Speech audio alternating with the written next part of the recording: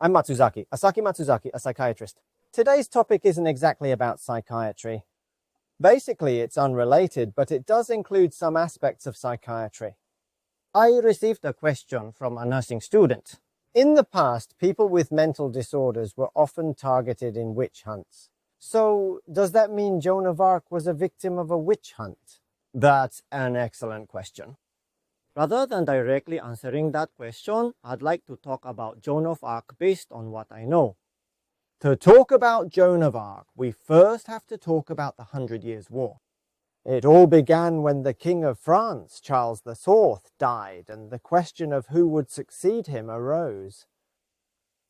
The son of Charles IV's father's brother, in other words, Charles IV's cousin Philip VI, was considered a candidate for the French throne, but his rival was a serious threat. At the time, the King of England was actually the son of Charles IV's sister. He claimed that although he was the King of England, he also had a rightful claim to the French throne. And so, England launched a war and invaded France. This is what we now call the 100 Years' War. The 100 Years' War actually lasted for more than 100 years.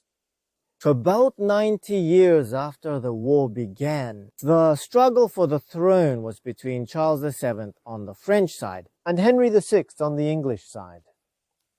Both wanted to become king, but in France the coronation ceremony had to be held in a place called Reims, where the crown was placed on the king's head as part of the official ritual.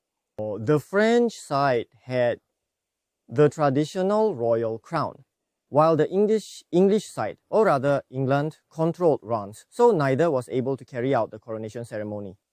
By that time, France had been invaded by England and had shrunk to about half its original size, and the entire country was in a mood of defeat. Earlier, I mentioned that Charles VII wanted to become king, but it said that by then he had already fallen into a state of resignation and had become deeply discouraged, even despairing. It was Joan of Arc that appeared in the midst of all this. She is said to have started hearing the voice of God at the age of 13. She heard the voice of God, saw a divine light, and came to believe that she had a mission to save France.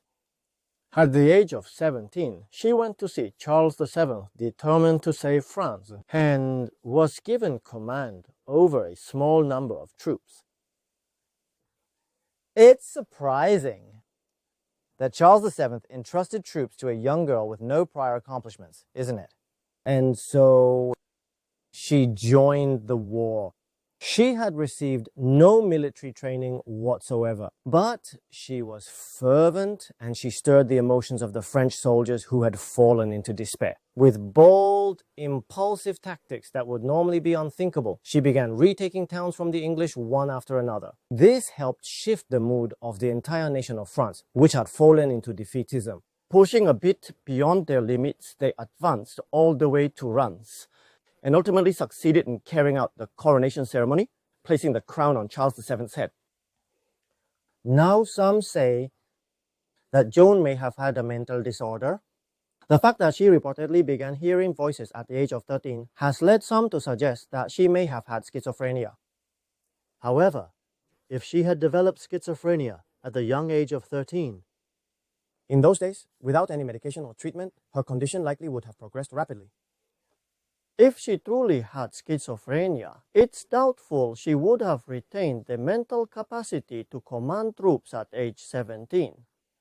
That's why some say Joan of Arc probably did not have schizophrenia.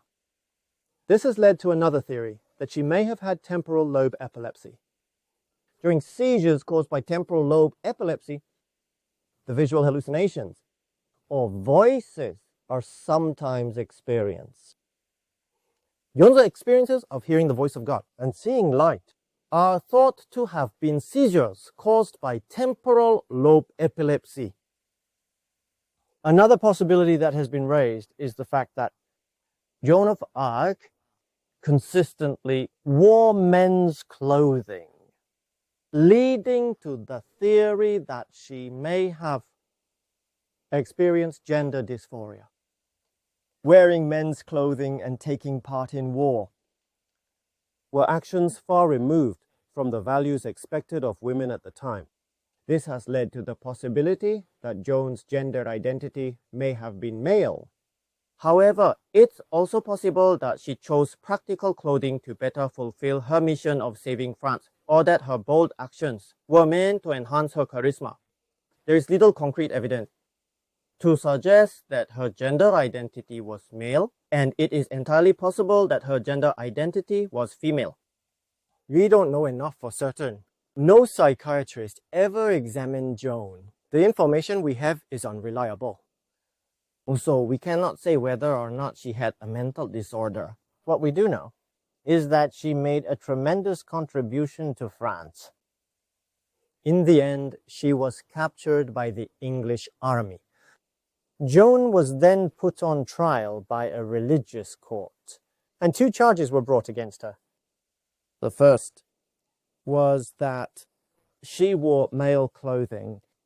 But the second was that despite the church being recognized as the sole intermediary between God and people, she claimed to have heard the voice of God directly.